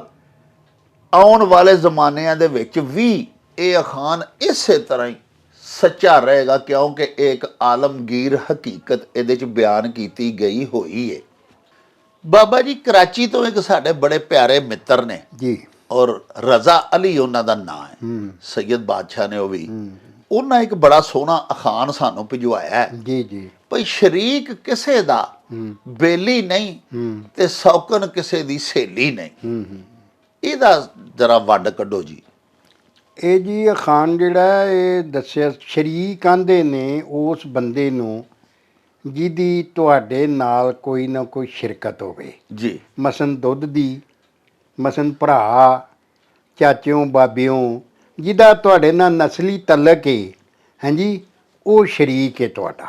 ਸਾਂਝ ਕਿਸੇ ਪਾਸਿਓਂ ਵੀ, ਹਾਂ, ਭਾਵੇਂ ਨਸਲ ਲੋ ਜਾ, ਭਾਵੇਂ ਮਲਾਕ ਲੋ, ਹਾਂਜੀ ਹਾਂਜੀ, ਵਿਰਸੇ ਵਿਰਾਸਤ ਲੋ, ਵਿਰਾਸਤ ਲੋ, ਜਿਹੜਾ ਤੁਹਾਡੇ ਨਾਲ ਰਲ ਕੇ ਰਹਿੰਦਾ ਹੈ ਤੇ ਤੁਹਾਡੇ ਨਾਲ ਨਸਲੀ ਤੌਰ ਤੇ ਉਹਦੀ ਸਾਂਝ ਹੈ ਜੀ, ਉਹ ਤੁਹਾਡਾ ਸ਼ਰੀਕ ਹੈ ਜੀ। ਐਸਾ ਹੀ। ਔਰ ਸਾਡੇ ਇਹ ਜਿਹੜਾ ਨਾ ਜੀ ਸਾਡੇ ਵਸੇਬ ਦੇ ਅੰਦਰ ਇਹ ਬੜੀ, ਇਹ ਕੋਈ ਚੰਗੀ ਗੱਲ ਨਹੀਂ ਜੀ ਕਿ ਸ਼ਰੀਕ ਜਿਹੜੇ ਨੇ, ਸ਼ਰੀਕਾਂ ਦੇ ਉੱਤੇ ਬਹੁਤ ਸਾਰੇ ਅਖਾਣ ਨੇ ਹੋਰ ਵੀ, ਹਾਂਜੀ ਹਾਂਜੀ, ਹਾਂਜੀ। ਸ਼ਰੀਕ ਜੇ ਚੰਗੇ ਹੋਵਣ ਹਾਂ ਤੇ ਰੱਬ ਦੇ ਵੀ ਹੋਵਣ ਹਾਂ, ਵਾਹ, ਹਾਂਜੀ। ਵਾਹ। ਸ਼ਰੀਕ ਲਾਵੇ ਲੀਕ, ਪੁੱਜੇ ਜਿੱਥੋਂ ਤੀਕ, ਹਾਂ, ਹਾਂਜੀ। ਹਾਂ। ਕਿ ਸ਼ਰੀਕ ਜਿਹੜਾ ਹੈ ਉਹ ਉਹਨੂੰ ਤੁਹਾਨੂੰ ਲੀਕ ਲਾਉਣ ਦੀ ਕੋਸ਼ਿਸ਼ ਕਰਦਾ, ਬਦਨਾਮੀ ਲਾਉਣ ਦੀ ਕੋਸ਼ਿਸ਼ ਕਰਦਾ, ਜਿੰਨਾ ਕੁ ਉਹ ਕਰ ਸਕਦਾ, ਜਿੱਥੋਂ ਤੱਕ ਉਹਦਾ ਵਸ ਚੱਲਦਾ। ਹਾਂਜੀ। ਇੱਕ ਅਖਾਣ ਇਹ ਵੀ ਹੈ ਸ਼ਰੀਕਾਂ ਦੇ ਬਾਰੇ 'ਚ ਕਿ ਸ਼ਰੀਕ ਸਿਹਰੇ ਬੰਨ੍ਹ ਕੇ ਨਹੀਂ ਢੁੱਕ ਸਕਦੇ, ਹੋਰ ਸਾਰਾ ਕੁਝ ਕਰਦੇ ਨੇ। ਹਾਂ ਜੀ, ਵਾਹ। ਯਾਨੀ ਸ਼ਰੀਕ ਜਿਹੜੇ ਨੇ ਉਹ ਉਹਨਾਂ ਨੂੰ ਜ਼ਾਹਰ ਸਿਹਰੇ ਬੰਨ੍ਹ ਕੇ ਤੇ ਬੰਦਾ ਉੱਥੇ ਢੁੱਕ ਸਕਦਾ ਹੈ ਕਿ ਜਿੱਥੇ ਅਗਲਾ ਕੋ ਰਿਸ਼ਤਾ ਦੇਗਾ, ਹਾਂ, ਯਾਨੀ ਰਿਸ਼ਤਾ ਤਾਂ ਉਹਨਾਂ ਨੇ ਲੈਣੀ, ਉਹ ਸਿਹਰੇ ਬੰਨ੍ਹ ਕੇ ਨਹੀਂ ਢੁੱਕ ਸਕਦੇ। ਇਹਦੇ ਤੋਂ ਇਲਾਵਾ ਉਹ ਜੋ ਵੀ ਕਰ ਸਕਦੇ ਨੇ ਤੁਹਾਡੀ ਬਦਖੋਈ, ਤੁਹਾਨੂੰ ਨੁਕਸਾਨ ਪਹੁੰਚਾਉਣ ਦਾ, ਤੁਹਾਡਾ ਕੋਈ ਨਾ ਮਤਲਬ ਇਹ ਕਿ ਕਿਤੇ ਨਾ ਕਿਤੇ ਤੁਹਾਨੂੰ ਨੀਵਿਆਂ ਕਰਨ ਲਈ ਕੋਈ ਨਾ ਕੁਝ ਉਹ ਕਰਦੇ ਰਹਿੰਦੇ ਨੇ ਜੀ। ਤੋ ਇਹ ਭੈੜੀ ਗੱਲ ਹੈ, ਲੇਕਿਨ ਇਹ ਸਾਡੇ ਵਿਹਾਰ ਦੇ ਅੰਦਰ, ਸਾਡੀ ਵਸੋਂ ਦੇ ਅੰਦਰ ਇਹ ਸਦੀਆਂ ਤੋਂ ਚੀਜ਼ ਜਿਹੜੀ ਹੈ ਚੱਲਦੀ ਆ ਰਹੀ ਹੈ। ਅੱਜ ਵੀ ਅਸੀਂ ਵੇਖਦੇ ਹਾਂ ਕਿ ਇੱਕ ਭਰਾ ਮਰੇੜਾ ਹੋਵੇ, ਦੂਜੇ ਸੌਖੇ ਹੋਣ, ਖਾਂਦੇ ਪੀਂਦੇ ਹੋਣ, ਕਿਸੇ ਦੇ ਪੁੱਤਰ ਮੁਲਾਜ਼ਮ ਹੋ ਗਿਆ ਨੇ, ਕਿਸੇ ਦਾ ਕੋਈ ਕਾਰੋਬਾਰ ਚੰਗਾ ਹੋ ਗਿਆ, ਕਿਸੇ ਦਾ ਨਹੀਂ ਹੋਇਆ, ਬਾਹਰ ਮੁੰਡੇ ਟੁਰ ਗਏ, ਕੋ ਮੁੰਡੇ ਬਾਹਰ ਟੁਰ ਗਏ ਨੇ, ਉਹਨਾਂ ਦੇ ਘਰ 4 ਕੌਡੇ ਆਉਣ ਡੈ ਪੈ ਨੇ। ਹਾਂਜੀ। ਅੱਛਾ, ਤੇ ਉਹਦੀ ਵਜ੍ਹਾ ਨਾਲ ਉਹਨਾਂ ਦਾ ਦਿਮਾਗ ਖਰਾਬ ਹੋ ਜਾਏਗਾ। ਹਾਂ, ਉਹਨਾਂ ਨੂੰ ਉਸ ਭਰਾ ਦੇ ਵਿੱਚ 500 ਐਬ ਨਜ਼ਰ ਆਉਣ ਡੈ ਪੈਣਗੇ। ਹਾਲਾਂ ਉਹਨਾਂ ਦਾ ਮਾਪਿਓ ਜੰਮਿਆ, ਮਤਲਬ ਉਹਨਾਂ ਦੀ ਮਾਂ ਦਾ ਉਹ ਵੀ ਜੰਮਿਆ ਹੋਇਆ, ਉਹਨਾਂ ਦੇ ਪਿਓ ਦੀ ਉਹ ਵੀ ਔਲਾਦ ਹੈ, ਲੇਕਿਨ ਉਹਨਾਂ ਦਾ ਹਰ ਕੰਮ ਜਿਹੜਾ ਉਹਦੇ 'ਚੋਂ ਕੀੜੇ ਕੱਢਣਗੇ, ਉਹਨਾਂ ਦੇ ਬੱਚਿਆਂ ਦੀਆਂ, ਉਹਨਾਂ ਦੇ ਬੀਬੀਆਂ ਦੀਆਂ, ਉਹ ਆਪਣੇ ਸਕੇ ਭਰਾ ਦੇ ਕੰਮ 'ਚੋਂ ਮਤਲਬ ਇਹ ਕੀੜੇ ਕੱਢਣਗੇ, ਸਿਰਫ ਆਪਣੀ ਦੌਲਤ ਦੀ ਬੁਨਿਆਦ 'ਤੇ, ਹਾਂਜੀ ਕਿ ਸਾਡੇ ਕੋਲ ਦੌਲਤ ਆ ਗਈ। ਤੋ ਹਾਲਾਂ ਤੇ ਹੋਣਾ ਤੇ ਇਹ ਚਾਹੀਦਾ ਨਾ ਕਿ ਇੱਕ ਭਰਾ ਸੌਖਾ ਹੈ ਤੇ ਉਹ ਦੂਜੇ ਵਾਸਤੇ ਮਤਲਬ ਇਹ ਕੋ ਅਮਦਾਦ ਇੰਜ ਦੀ ਕਰੇ, ਜਾਂ ਬਾਹਰ ਗਏ ਨੇ ਮੁੰਡੇ ਤੋਂ ਉਹਨੂੰ ਵੀ ਲੈ ਜੇ ਤਾਂ ਕਿ ਉਹ ਵੀ ਸੌਖਾ ਹੋ ਜੇ। ਸਾਨੂੰ ਮਜ਼ਹਬੀ ਤੌਰ ਤੇ ਹੁਕਮ ਹੈ ਕਿ ਅਸੀਂ ਆਪਣੇ ਨਿਗਦਿਆਂ ਦਾ ਯਾਨੀ ਸ਼ਰੀਕਾਂ ਦਾ ਜਿਹੜੇ ਵਸਦਿਆਂ ਦਾ ਧਿਆਨ ਰੱਖੀਏ। ਬਿਲਕੁਲ। ਅਸੀਂ ਅਗਰ ਉਹ ਜ਼ਕਾਤ ਦੇ ਵੀ ਲੈਣ ਦੇ ਹੱਕਦਾਰ ਨੇ, ਜ਼ਕਾਤ ਪਹਿਲਾਂ ਉਹਨਾਂ ਨੂੰ ਦਈਏ, ਉਸ਼ਰ ਉਹਨਾਂ ਨੂੰ ਦਈਏ, ਉਹਨਾਂ ਦੀ ਇਮਦਾਦ ਹੋਵੇਗੀ, ਉਹਨਾਂ ਦਾ ਸਾਥ ਸੌਖਾ ਹੋਏਗਾ। ਲੇਕਿਨ ਸਾਡਾ ਜਿਹੜਾ ਇਹ ਸ਼ਰੀਕੇ ਦਾ ਵਿਹਾਰ ਹੈ ਇਹ ਭੈੜੀ ਆਦਤ ਹੈ, ਇਹ ਸਾਨੂੰ ਬਦਲਣੀ ਚਾਹੀਦੀ ਹੈ। ਇਹ ਅਨਪੜ੍ਹਤਾ ਦੀ ਵਜ੍ਹਾ ਨਾਲ ਸੀ। ਲੇਕਿਨ ਜਿਹੜੇ ਲੋਕ ਸਿਆਣੇ ਨੇ, ਮੈਂ ਇੱਕ ਮਿਸਾਲ ਦੇਣ ਲੱਗਾ ਕਿ ਬਾਰ ਦੇ ਵਿੱਚ ਜਦੋਂ ਬਾਰ ਦੇ ਵਿੱਚ ਇੱਕ ਬੰਦਾ ਸੀ ਤੇ ਉਹ 2 ਭਰਾ ਸਨ, 2 ਮਰਬੇ ਉਹਨਾਂ ਦੀ ਜ਼ਮੀਨ ਸੀ ਤੇ ਉਹਦਾ ਛੋਟਾ ਜਿਹੜਾ ਭਰਾ ਸੀ ਨਾ ਉਹਦਾ ਵਿਆਹ ਹੋਇਆ ਤੇ ਬੱਚਾ ਹੋਣ ਵਾਲਾ ਸੀ ਉਹਦੇ ਘਰ, ਤੇ ਉਹਨੂੰ ਕਿਤੇ ਬਾਹਰ ਪੈਲੀ 'ਚ ਪਾਣੀ ਲਾਇਆ ਤੇ ਸੱਪ ਲੜ ਗਿਆ। ਸੱਪ ਲੜ ਕੇ ਤੋਂ ਫੌਤ ਹੋ ਗਿਆ। ਜਦੋਂ ਫੌਤ ਹੋ ਗਿਆ ਤੇ ਉਹ ਹੁਣ ਬੀਬੀ ਜਿਹੜੀ ਹੈ ਨਾ ਉਹ ਟੁਰ ਗਈ ਪੇਕੇ ਟੁਰ ਗਈ ਤੇ ਉਹਦੇ ਵੱਲੋਂ ਬੱਚਾ ਇੱਕ ਹੋ ਪਿਆ। ਉਹ ਬੱਚਾ ਵੀ ਉਹਦੇ ਕੋਲ ਹੀ ਰਿਹਾ। ਉਹਨਾਂ ਉਹਦਾ ਅੱਗੋਂ ਨਿਕਾਹ ਕਿਤੇ ਕਰ ਛੜਿਆ।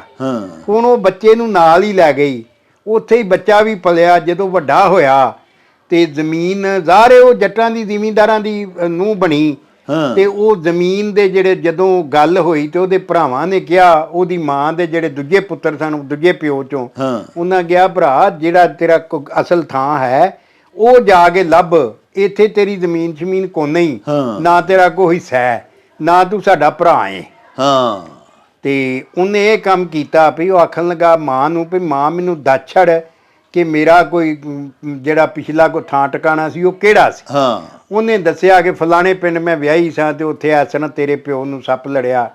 ਉਹਨੇ ਇਹ ਕੰਮ ਕੀਤਾ ਵੀ ਚੂੜੀਆਂ ਲੈ ਲਈਆਂ, ਬਹਾਨਾ ਹੀ ਬਣਾਉਣਾ ਸੀ ਨਾ, ਚੂੜੀਆਂ ਵੇਚਣ ਵਾਲਾ ਐਵੇਂ ਥੋੜੀਆਂ ਜਿਹੀਆਂ ਚੂੜੀਆਂ ਲੈ ਕੇ ਤੇ ਲੈ ਲਓ ਭੈਣਾਂ ਚੂੜੀਆਂ, ਚੜਾ ਲਓ ਚੂੜੀਆਂ।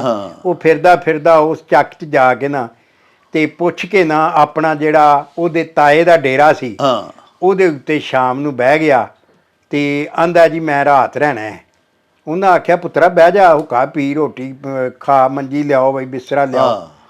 ਉਹਨੇ ਆਖਿਆ ਪੁੱਤਰਾ ਤੂੰ ਕਿੱਥੋਂ ਦਾ ਹੈ? ਉਹਨੇ ਆਖਿਆ ਜੀ ਮੈਂ ਕਿਤੋਂ ਦਾ ਵੀ ਨਹੀਂ। ਉਹਨੇ ਆਖਿਆ ਇਹ ਕੀ ਗੱਲ ਕੀਤੀ ਆ? ਉਹਨੇ ਆਖਿਆ ਜੀ ਮੈਂ ਅਸਲ 'ਚ ਤੇ ਤੁਹਾਡਾ ਹੀ ਆ। ਤੁਹਾਡਾ ਕੋਈ ਭਰਾ ਹੈ ਸੀ ਜਿਹਨੂੰ ਸੱਪ ਲੜ ਕੇ ਤੇ ਮਰ ਗਿਆ ਸੀ, ਮੈਂ ਉਹਦਾ ਪੁੱਤਰ ਹਾਂ, ਤੁਹਾਡਾ ਭਤਰੀਆ ਵਾਂ।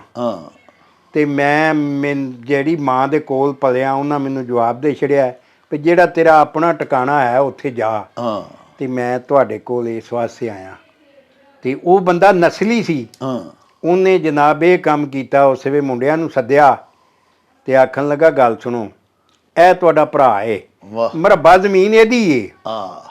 ਤਾਂ ਅਸੀਂ 2 ਭਰਾਵਾਂ ਤੇ 2 ਮਰਬੇ ਜ਼ਮੀਨ ਏ, ਮਰਬਾ ਜ਼ਮੀਨ ਇਹਦੀ ਏ ਤੇ ਮੈਂ ਤੁਹਾਡੀ ਭੈਣ ਦਾ ਨਿਕਾਹ ਇਹਦੇ ਨਾਲ ਕਰਨ ਲੱਗਾ ਤੇ ਜਨਾਬ ਜ਼ਮੀਨ ਇਹਦੇ ਨਾਂ ਲਵਾਉਣ ਲੱਗਾ ਮਰਬਾ, ਤੁਹਾਨੂੰ ਕੋਈ ਇਤਰਾਜ਼ ਤੇ ਨਹੀਂ? ਉਹਨਾਂ ਆਖਿਆ ਉਹ ਵੀ ਚੰਗੇ ਦੁੱਧ ਤੁਖਮ ਦੇ। ਹਾਂਜੀ। ਉਹਨਾਂ ਆਖਿਆ ਨਹੀਂ ਜੀ। ਉਹਨੇ ਆਪਣੀ ਧੀ ਦਾ ਰਿਸ਼ਤਾ ਦਿੱਤਾ ਤੇ ਨਿਕਾਹ ਕੀਤਾ। ਤੂੰ ਗੱਲ ਤੇ ਹੋਣਾ ਤੇ ਇੰਜ ਚਾਹੀਦਾ ਨਾ, ਇਸ ਤਰ੍ਹਾਂ ਕਿ ਅਸੀਂ ਇੰਜ ਕਰੀਏ, ਇੰਜ ਦੀਆਂ ਮਿਸਲਾਂ, ਇੰਜ ਦੀਆਂ ਰਵਾਇਤਾਂ ਕਾਇਮ ਕਰੀਏ। ਹਾਂਜੀ, ਕਿ ਜਿਹੜੀਆਂ ਜੱਗ ਵਾਸਤੇ ਇੱਕ ਚੰਗਿਆਈ ਦੀ ਮਿਸਾਲ ਬਣ ਜਾਣ। ਬਹੁਤ ਸੋਹਣੀ ਗੱਲ ਤੁਸੀਂ ਕੀਤੀ ਹੈ। ਹਾਂਜੀ। ਤੇ ਇਹ ਅੱਗੇ ਆ ਗਈ ਕਿ ਸੌਕਣ ਕਿਸੇ ਦੀ ਸਹੇਲੀ ਨਹੀਂ। ਹਾਂਜੀ।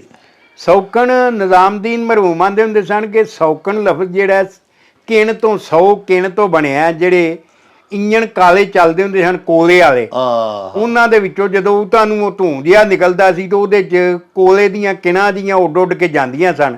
ਉਹ ਅਗਰ ਅੱਖ 'ਚ ਪੈ ਜੇ ਤੇ ਅੱਖ ਸੁੱਜ ਜਾਂਦੀ ਸੀ, ਹਾਈਮਾਈ ਆਰਾਮ ਨਹੀਂ ਸੀ ਆਉਂਦਾ। ਤੇ ਉਹ ਇੱਕ ਕਿਣ ਹੁੰਦੀ ਸੀ। ਤੇ ਸੌਕਣ ਲਫ਼ਜ਼ 100 ਕਿਣਾ, ਯਾਨੀ ਕਿਸੇ ਦੀ ਅੱਖ 'ਚ ਉਹੋ ਜਿਹੀਆਂ 100 ਕਿਣਾ ਪੈ ਜਾਣ। ਤੇ ਸੌਕਣ ਜਿਹੜੀ ਹੈ ਇੱਕ ਖਾਵਨ ਦੀਆਂ 2 ਬੀਵੀਆਂ ਜੋ ਦੋਵੇਂ ਇੱਕ ਦੂਜੇ ਦੀਆਂ ਸੌਕਣਾਂ ਲੱਗਦੀਆਂ ਨੇ ਔਰ ਉਹ ਇੱਕ ਦੂਜੇ ਨੂੰ ਬਰਦਾਸ਼ਤ ਨਹੀਂ ਕਰਦੀਆਂ, ਔਰ ਉਹਦੇ ਮਤਲਬ ਇਹ ਹੈ ਕਿ ਉਹ ਵਹਿੰਦੀਆਂ ਰਹਿੰਦੀਆਂ ਨੇ ਵੀ ਇਹਦੇ ਨੁਕਸ ਕੱਢ ਕੇ ਆਪਣੇ ਖਾਵਨ ਦੇ ਕੰਨ ਭਰੀਏ, ਉਹ ਦੂਜੀ ਉਹਦੇ ਭਰੇਗੀ। ਔਰ ਉਹਦਾ ਮਤਲਬ ਇਹ ਕਿ ਨਤੀਜਾ ਘਰਾਂ ਦੇ ਵਿੱਚ ਉਜਾੜੇ ਦੀ ਸ਼ਕਲ 'ਚ ਲੜਾਈ ਝਗੜਾ ਫਸਾਦ। ਖਾਵਨ ਵਿਚਾਰਾ ਮਿਹਨਤ ਮਜ਼ਦੂਰੀ ਕਰਨ ਜਾਏ, ਆ ਕੇ ਉਹਦੀਆਂ 2 ਬੀਵੀਆਂ ਹੋਣ, ਉਹ ਜਨਾਬ ਆਉਂਦਿਆਂ ਨੂੰ ਉਹਨਾਂ ਪੁਆੜਾ ਪਾਇਆ ਹੋਵੇ ਤੇ ਉਹ ਘਰ ਜਿਹੜਾ ਉਹ ਇੱਕ ਭਾਂਬੜ ਬਣ ਜਾਏਗਾ, ਬਲਦੀ ਹੋਈ ਅੱਗ ਦਾ ਇੱਕ ਭਾਂਬੜ ਬਣ ਜਾਏਗਾ। ਜਿਵੇਂ ਤੁਸੀਂ ਇੱਕ ਦਿਨ ਖਾਨ ਪਾਇਆ ਸੀ ਵੀ ਦੂੰ ਜ਼ਾਲੀ ਦਾ ਆ ਬੰਤਾ ਜਿਵੇਂ ਡੂੰ ਕੁੱਤਿਆਂ ਵਿੱਚ ਸੂਰ, ਜਾਂ ਦੂੰ ਜ਼ਾਲੀ ਦਾ ਮਾਣਾ, ਦਾੜੀ ਖੋਦੀ ਅੱਖੋਂ ਕਾਣਾ।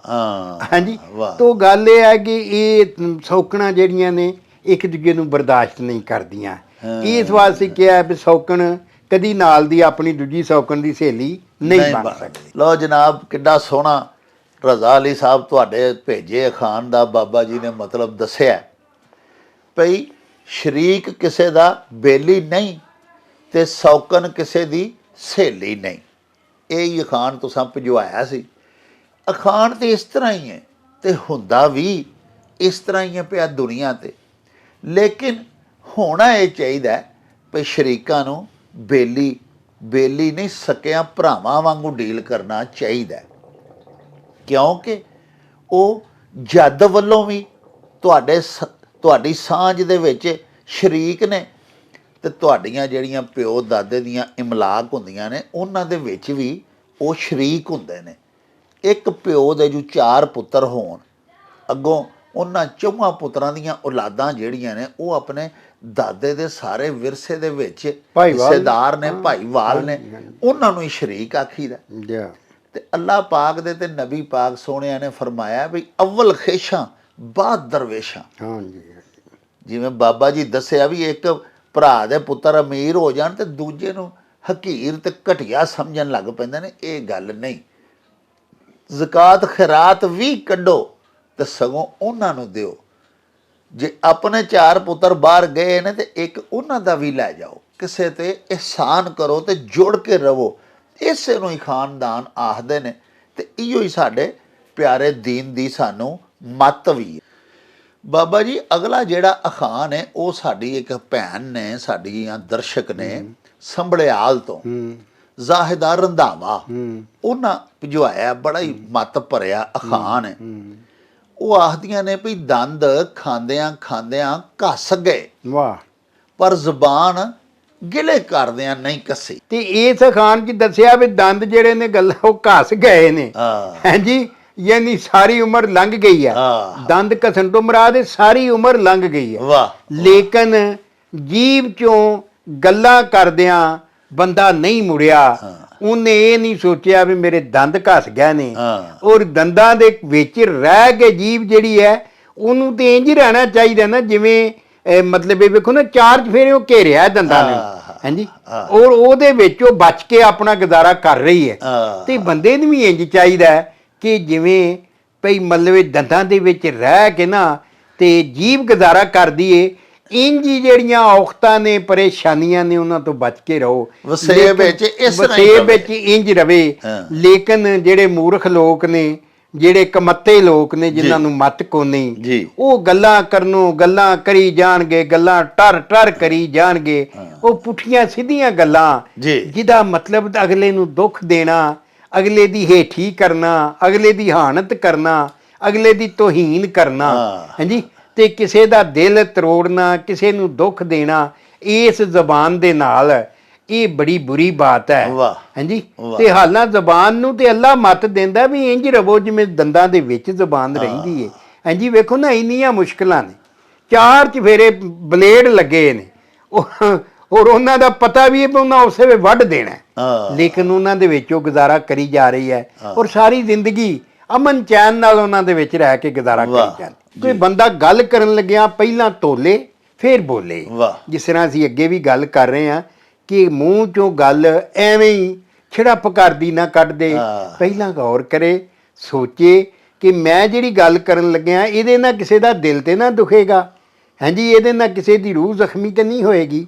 ਹਾਂਜੀ, ਤੇ ਕੋਸ਼ਿਸ਼ ਕਰੇ ਕਿ ਅਗਲੇ ਦੇ ਮਨ ਪਰਚਾਉਣ ਵਾਲੀ ਗੱਲ ਕਰੇ, ਅਗਲੇ ਨੂੰ ਰਾਜ਼ੀ ਰੱਖਣ ਵਾਲੀ ਗੱਲ ਕਰੇ, ਕਿਉਂਕਿ ਰੱਬ ਰਾਜ਼ੀ, ਬੰਦਾ ਰਾਜ਼ੀ ਤੇ ਰੱਬ ਰਾਜ਼ੀ। ਦੰਦ ਖਾਂਦਿਆਂ ਖਾਂਦਿਆਂ ਘਸ ਗਏ, ਲੇਕਿਨ ਜੀਭ ਗਿਲੇ ਕਰਦਿਆਂ ਨਹੀਂ ਕੱਸੀ। ਇਹਦੇ ਵਿੱਚ ਇੱਕ ਨਾਸ਼ੁਕਰੇ ਬੰਦੇ ਵਾਸਤੇ ਵੀ ਪੈਗਾਮ ਹੈ, ਜਿਹੜਾ ਸਾਰੀ ਹਯਾਤੀ ਉਸ ਸੱਚੇ ਸਾਹਿਬ ਦਾ ਦਿੱਤਾ ਖਾਂਦਾ ਰਹਿੰਦਾ, ਫਿਰ ਵੀ ਗਿਲੇ ਕਰਦਾ ਰਹਿੰਦਾ। ਕਿ ਰੱਬ ਪਾਕ ਨੇ ਮੇਰੇ ਨਾਲ ਇੰਜ ਕਦੀ ਕੀਤਾ ਹੁੰਦਾ ਤੇ ਮੈਂ ਹੋਰੇ ਕੀ ਕਰ ਲੈਂਦਾ। ਉਹ ਜੋ ਤੇਰੇ ਨਾਲ ਰੱਬ ਸਲੂਕ ਕੀਤਾ ਤੂੰ ਉਹਦਾ ਸ਼ੁਕਰ ਅਦਾ ਕਰ, ਸਬਰ ਕਰ। ਅੱਲਾਹ ਪਾਕ ਫਰਮਾਉਂਦਾ ਨੇ ਯਾ ਅਯੁਹੱਲਜ਼ੀਨਾ ਆਮਨੂ ਸਤਾਈਨੂ ਬਿਸਬਰੀ ਵਸਲਾਤ। ਨਮਾਜ਼ ਅਸੀਂ ਲੋਕ ਨਹੀਂ ਪੜ੍ਹਦੇ, ਉਹਦੇ ਦਿੱਤੇ ਤੇ ਸ਼ੁਕਰ ਨਹੀਂ ਕਰਦੇ, ਸਬਰ ਅਸੀਂ ਕੋਈ ਨਹੀਂ ਕਰਦੇ ਤੇ ਗਿਲੇ ਕਰਨੇ ਆ। ਹੁਣ ਸਾਰੀ ਜ਼ਿੰਦਗੀ ਉਹਦਾ ਦਿੱਤਾ ਹੀ ਤੇ ਖਾਣੇ। ਸਾਡੇ ਦੰਦ ਘਸ ਜਾਂਦੇ ਨੇ ਮੇਰੀ ਉਮਰ ਤੱਕ ਅੱਪੜਦਿਆਂ ਰੱਬ ਦਾ ਦਿੱਤਾ ਖਾ ਖਾ ਕੇ ਤੇ ਦੰਦ ਘਿਸ ਜਾਂਦੇ। ਲੇਕਿਨ ਜੀਭ ਸਾਡੀ ਜਿਹੜੀ ਹੈ ਉਹ ਗਿਲੇ ਕਰਨੋਂ ਨਹੀਂ ਮੁੜਦੀ। ਤੇ ਬਾਬਾ ਜੀ ਕਿੱਡਾ ਸੋਹਣਾ ਦੱਸਿਆ ਭਈ 32 ਦੰਦ ਨੇ ਤੇ 32 ਦੇ 32 ਤੇਜ਼ ਦੰਦ, ਵੱਢਣ ਟੁੱਕਣ ਵਾਲੇ, ਤੇ ਜ਼ੁਬਾਨ ਜਿਵੇਂ ਉਹਨਾਂ ਦੇ ਵਿੱਚ ਰਹਿੰਦੀ ਹੈ ਇਸ ਤਰ੍ਹਾਂ ਬੰਦੇ ਨੂੰ ਵਸੇਬ 'ਚ ਰਹਿਣਾ ਚਾਹੀਦਾ। ਕਿਉਂ ਕਿ ਜਦੋਂ ਜ਼ੁਬਾਨ ਆਪਣੀ ਹੱਦੋਂ ਵੱਧਦੀ ਹੈ ਤੇ ਜਿਵੇਂ ਫਿਰ ਦੰਦਾਂ ਥੱਲੇ ਆ ਕੇ ਤੇ ਵੱਡੀ ਟੁੱਕੀ ਜਾਂਦੀ ਹੈ ਨਾ, ਉਸੇ ਤਰ੍ਹਾਂ ਹੋਰ ਬਹੁਤ ਸਾਰੀਆਂ ਮੁਸੀਬਤਾਂ ਬੰਦਿਆਂ ਵਾਸਤੇ ਪੈਦਾ ਕਰ ਲੈਂਦੀ ਏ। ਇੱਥੇ ਬੜਾ ਹੀ ਪਿਆਰਾ ਮੈਨੂੰ ਇੱਕ ਬਾਬਾ ਹੈ ਪੰਜਾਬੀ ਡਾਕਟਰ ਫਕੀਰ ਮੁਹੰਮਦ ਫਕੀਰ ਹੋਰਾਂ ਦਾ ਸ਼ੇਰ ਯਾਦ ਆ ਗਿਆ ਹੈ ਭਈ ਜੀ ਕਰਦਿਆਂ ਜੀਆਂ ਕੋਲੋਂ ਲੱਗਦੀ ਛਿੱਤਰ ਖਾਨ, ਵੱਧ ਕੇ ਛਿੱਤਰ ਵਾਂਗ ਫਕੀਰਾ ਬੋਲੇ ਜਦੋਂ ਜ਼ੁਬਾਨ। ਵਾਹ ਤੇ ਪਿਆਰਿਓ ਇਹਦੇ ਨਾਲ ਹੀ ਹੁਣ ਸਾਨੂੰ ਦਿਓ ਇਜਾਜ਼ਤ, ਲੈਓ ਯਾਰ ਹਵਾਲੇ ਰੱਬ ਦੇ ਤੇ ਮੇਲੇ 4 ਦਿਨਾਂ ਦੇ। ਉਸ ਦਿਨ ਈਦ ਮੁਬਾਰਕ ਹੋਸੀ, ਜਿਸ ਦਿਨ ਫੇਰ ਮਿਲਾਂਗੇ, ਰੱਬ ਰਾਖਾ ਤੇ ਅੱਲਾ ਬੇਲੀ। ਓ ਚੱਲ ਮੇਲੇ ਨੂੰ ਚਲੀਏ।